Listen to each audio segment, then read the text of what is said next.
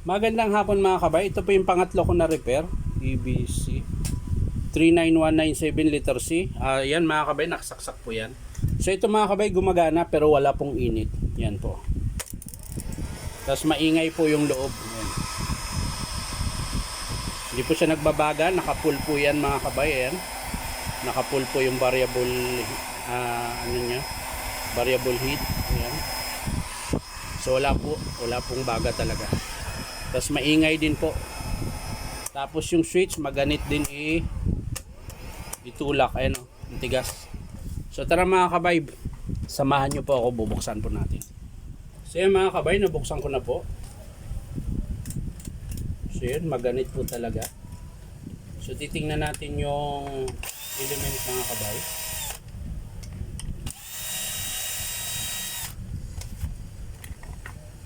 Ayun mga kabay, putol po yan eh.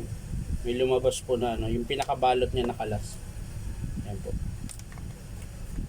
So check natin yung motor mga kabay. Yan, mahaba pa po yung carbon brush niya. So okay pa po yan. Yung ingay kanina mga kabay, ito po yun. Tapos yung element, ayan.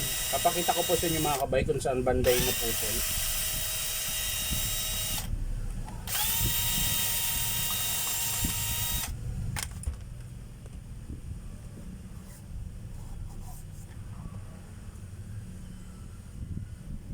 So ayan.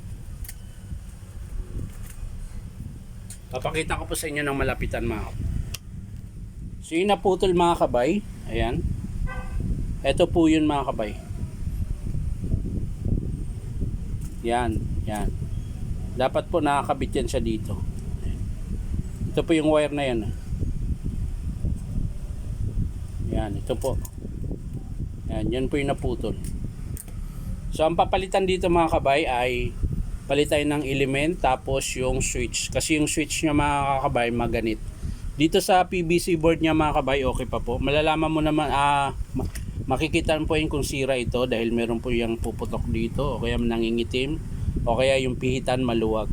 Tapos ikot na lang ng ikot. So ito okay pa naman mga kabay. So buo pa po yan.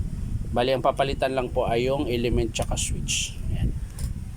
Mga kabay, maraming salamat. Di ko na po ipapakita kung paano isara o buuin. Papakita ko na lang sa inyo mga kabay kapag in-approve ng customer. So yan lang mga kabay, maraming salamat. Bye bye.